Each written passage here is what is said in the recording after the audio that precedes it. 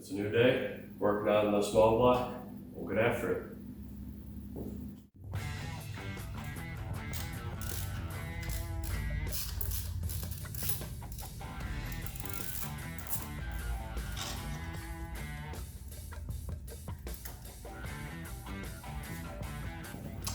Got the alternator off.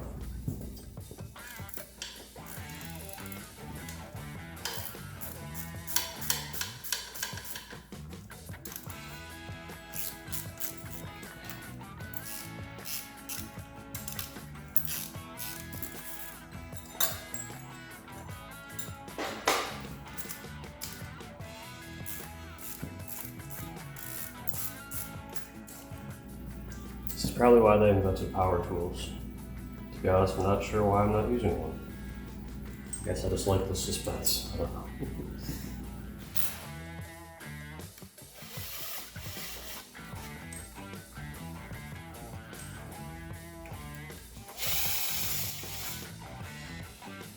Let's see if we can get this broken loose here. There we go. Appears to be in pretty decent shape. Alright, this crank pulley comes off.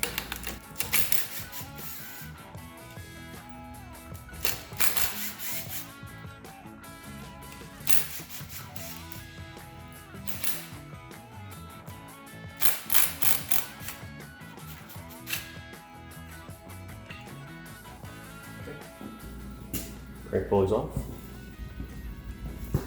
Got our puller tool. We'll get this balancer off.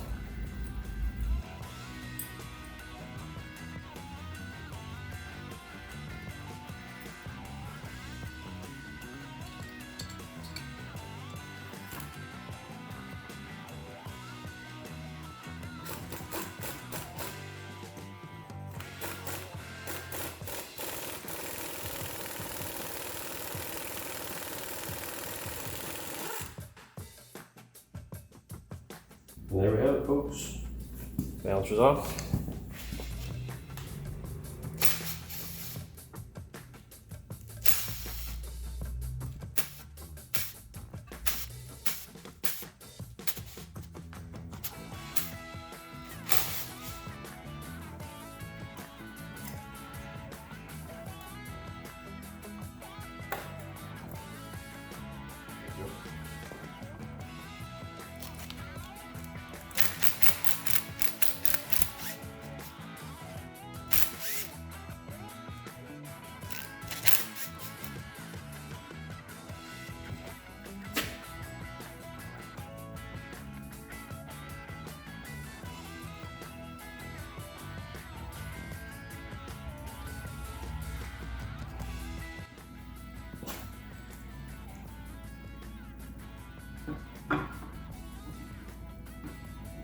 There we go.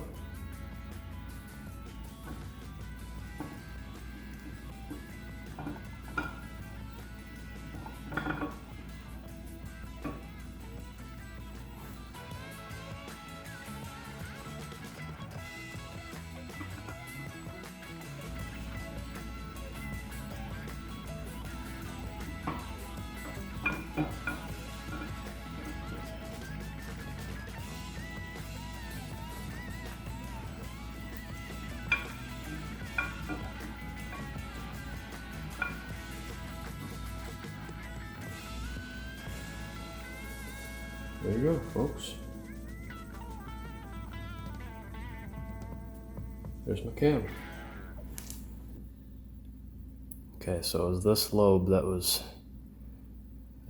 bad lifter was on, and it's definitely doesn't have the same wear pattern as the good lobe right next to it. I can't tell how much has come off. It looks like a pretty decent amount. Just looking at a side profile of the lobe, I'm gonna have to measure it. Maybe I'm incorrect, but you can see the little bits of pitting on the top of that lobe there. It's a little rough. We'll have to inspect it further and see what's what.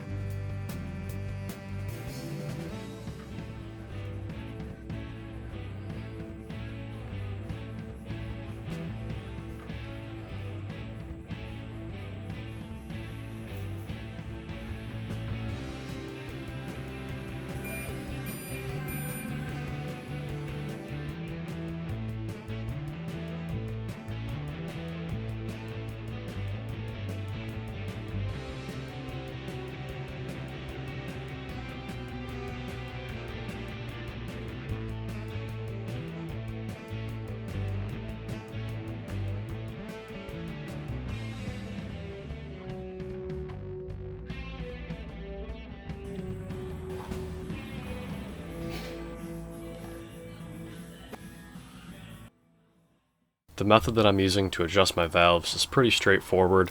As you can see, I have the push rod in my left hand and I'm rotating it between my index finger and my thumb. What I'm looking for, what I'm feeling for, is zero lash. So up above, I'm tightening the rocker arm nut little by little until I feel just a little bit of resistance rotationally on that push rod. And that to me indicates zero lash. And so what I do is I go down every rocker arm and I do that same thing to each one, feeling the push rod, rotating it, and bringing it to zero lash. After that, turn your engine in 90-degree segments and retighten any loose push rods to zero lash. Okay, made a couple revolutions. I'm happy with all my push rods, and I'm going to set, according to comp cams, these lifters are supposed to be set at a half turn of preload. So that's what I'm going to do.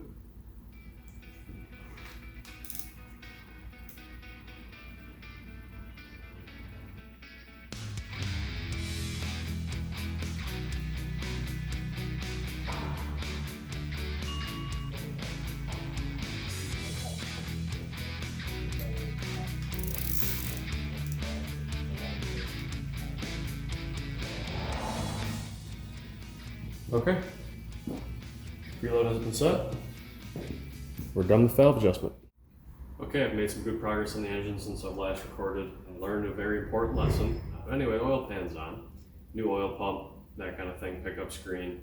I got this really nice Melling heavy duty steel collar intermediate shaft for the oil pump. You may be asking yourself, why do you have it in your hand? It's a good question. Yeah, it needs to be installed before you put the oil pump in the oil pan, and you get it all torqued to spec, and you have the silicone. So that will all be coming back off to put in the intermediate shaft. So yeah, just a little tech tip: don't forget parts. Make sure you put those in. So that's what we'll be doing, is tearing it back apart. Stay tuned.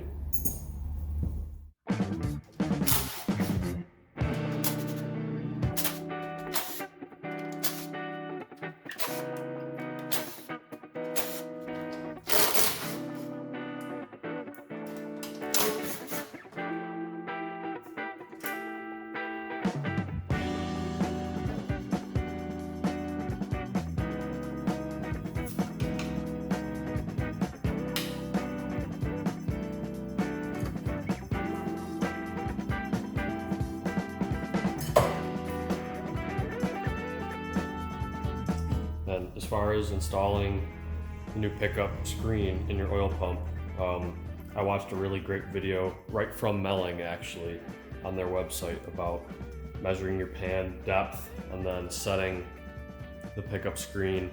I think it was a 1/2 inch to 3/8 less than your pan depth, and then double checking it with like a drill bit, or having some kind of putty or grease or something to check the fitment, or you can just peek in through the drain plug and just visually verify it. And I know it's good practice to weld the pickup tube into the pump. I had to beat the snot out of this to get it in, and it's a 6/1000 press fit, so I'm not gonna do that. Maybe I'll be kicking myself, I don't know. I haven't done that in the past and I've been okay, so I guess we'll find out. I'm sure I'll hear some horror stories in the comments. Okay, so there's the pump. It's that new metal collar intermediate shaft. Fits over there quite nicely. See, it's not going to hold itself on there, which I'm not. I don't know how I feel about. I guess that's why I didn't put it on in the first place. Let it fall through, but yeah, it's not gonna fall through. It might fall down, but yeah, it's not gonna fall through. Okay. Alright, oil pump is back on. Get your bolts. Recommended to lube this with motor oil, I believe. And then the torque spec on that bolt is 65 foot-pounds for this engine. Got her set up, 65 foot-pounds.